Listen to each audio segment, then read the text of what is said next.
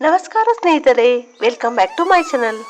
ಬೆಳಗ್ಗೆ ಎದ್ದ ತಕ್ಷಣ ಈ ಕೆಲಸಗಳನ್ನು ಮಾಡಿದರೆ ಐಶ್ವರ್ಯ ಪ್ರಾಪ್ತಿಯಾಗುತ್ತೆ. ಮುಂಜಾನೆ ನಾವು ಮಾಡುವ ಕೆಲವು ಮುಖ್ಯವಾದ ಕೆಲಸಗಳಿಂದ ಇಡೀ ದಿನವು ಶುಭಕರವಾಗಿರುತ್ತದೆ. ನಮ್ಮ ಜೀವನದಲ್ಲಿ ಧನಾತ್ಮಕತೆಯನ್ನು ತರುತ್ತದೆ. 18 ಪುರಾಣಗಳಲ್ಲಿ ಒಂದಾದ ಗರುಡ ಪುರಾಣವು ವೈಯಕ್ತಿಕ ಜೀವನಕ್ಕೆ ಸಂಬಂಧಿಸಿದ ವಿಷಯಗಳನ್ನು ಉಲ್ಲೇಖಿಸುತ್ತದೆ. ವ್ಯಕ್ತಿಯು ಬೆಳಗ್ಗೆ ಎದ್ದ ತಕ್ಷಣದಿಂದ ಪ್ರಾರಂಭಿಸಿ ರಾತ್ರಿ ಮಲಗುವವರೆಗೆ ಏನು ಮಾಡುವುದು ಉತ್ತಮ ಅಥವಾ ಏನು ಮಾಡಬಾರದು, ಏನು ಮಾಡಬೇಕು ಮುಂತಾದ ಪ್ರಮುಖ ವಿವರಗಳನ್ನು ನೀಡುತ್ತದೆ. ಮುಖ್ಯವಾಗಿ ಮುಂಜಾನೆ ನಾವು ಮಾಡುವ ಕೆಲಸಗಳು ಜೀವನದಲ್ಲಿ ಧನಾತ್ಮಕತೆಯನ್ನು ತರುತ್ತವೆ. ಗರುಡನು ಮೋಕ್ಷವನ್ನು ಸಂಕೇತಿಸುತ್ತಾನೆ. ಪುರಾಣದಲ್ಲಿ ಗರುಡ ಪುರಾಣ ಮೋಕ್ಷದ ಮಾರ್ಗವಾಗಿದೆ. ಗರುಡ ಪುರಾಣವು ಮಾನವ ಜೀವನದ ಉನ್ನತಿಗೆ ಪ್ರೇರೇಪಿಸುವ ಗ್ರಂಥವಾಗಿದೆ.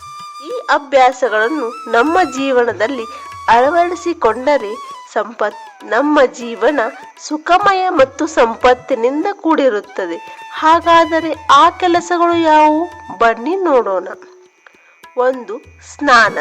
ದೇಹ ಮತ್ತು ಮನಸ್ಸಿನ ಶುದ್ಧಿಗಾಗಿ ಸ್ನಾನ ಅತ್ಯಂತ ಅವಶ್ಯಕ. ಪ್ರತಿಯೊಬ್ಬ ವ್ಯಕ್ತಿಯು ತನ್ನ ದೇಹವನ್ನು ಸ್ವಚ್ಛವಾಗಿರಿಸಿಕೊಳ್ಳಬೇಕು. ಬೆಳಗ್ಗೆ ನಿಯಮಿತವಾಗಿ ಸ್ನಾನ ಮಾಡುವುದು ಆರೋಗ್ಯಕರ ಅಭ್ಯಾಸ. ಅನೇಕ ರೋಗಗಳನ್ನು ತಪ್ಪಿಸಬಹುದು. ಇದರಿಂದ ಶುಭ ಫಲಿತಾಂಶ ಸಿಗುತ್ತದೆ. 2. ದಾನ. ಪ್ರತಿಯೊಬ್ಬ ವ್ಯಕ್ತಿಯು ಕಾಲಕ್ಕೆ ತನ್ನ ಸಾಮರ್ಥ್ಯಕ್ಕನುಗುಣವಾಗಿ ದಾನ ಮಾಡಬೇಕು. ಗರುಡ ಪುರಾಣದಲ್ಲಿ ಒಬ್ಬ ವ್ಯಕ್ತಿಯು ಬೆಳಗ್ಗೆ ತನ್ನ ಕೈಗಳಿಂದ ಏನನ್ನಾದರೂ ದಾನ ಮಾಡಬೇಕು ಎಂದು ಹೇಳಲಾಗಿದೆ. ಇದರಿಂದ ಸಂಸಾರದಲ್ಲಿ ನಿತ್ಯವೂ ಅನ್ನ ಧನದ ಕೊರತೆ ಆಗುವುದಿಲ್ಲ, ಸಂಪತ್ತು ತುಂಬಿರುತ್ತದೆ. 3. ದೀಪ.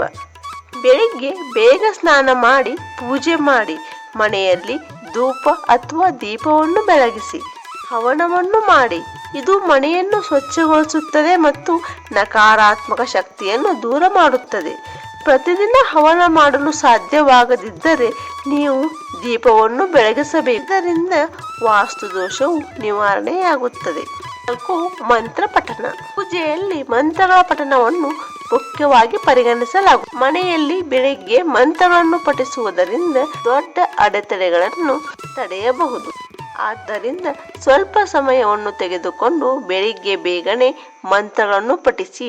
ನಿಮಗೆ ಕಷ್ಟಕರವಾದ ಮಂತ್ರಗಳನ್ನು ಪಠಿಸಲು ಸಾಧ್ಯವಾಗದಿದ್ದರೆ ಸರಳ ಮಂತ್ರಗಳನ್ನಾದರೂ ಪಠಿಸಿ. 5. ದೇವರ ಆರಾಧನೆ. ಬೆಳಿಗ್ಗೆ ಸ್ನಾನ ಮಾಡಿದ ನಂತರ ದೇವರಿಗೆ ಪೂಜೆ ಮಾಡಿ ನೈವೇದ್ಯ ಅರ್ಪಿಸಿ ಭಗವಂತನನ್ನು ಪೂಜಿಸುವುದರಿಂದ ದೇವರ ಕೃಪೆ ಮನೆಯಲ್ಲಿ ನೆಲೆಸುತ್ತದೆ ಮತ್ತು ಮನೆಯಲ್ಲಿ ಸದಾ ಸಂತೋಷ, ನೆಮ್ಮದಿ, ಸುಖ, ಸಮೃದ್ಧಿ ಇರುತ್ತದೆ. ಸ್ನೇಹಿತರೆ, ಈ ಮಾಹಿತಿ ನಿಮ್ಗೆ ಹೇಗೆ ಅನ್ನಿಸ್ತು ಒಂದು ಕಮೆಂಟ್ ಮಾಡಿ ಹೇಳಿ. ಇಷ್ಟವಾದಲ್ಲಿ ಒಂದು ಲೈಕ್ ಮಾಡಿ, ಮರೆಯದೇ ನಮ್ಮ ಚಾನಲನ್ನು ಸಬ್ಸ್ಕ್ರೈಬ್ ಮಾಡಿ. ಧನ್ಯವಾದಗಳು.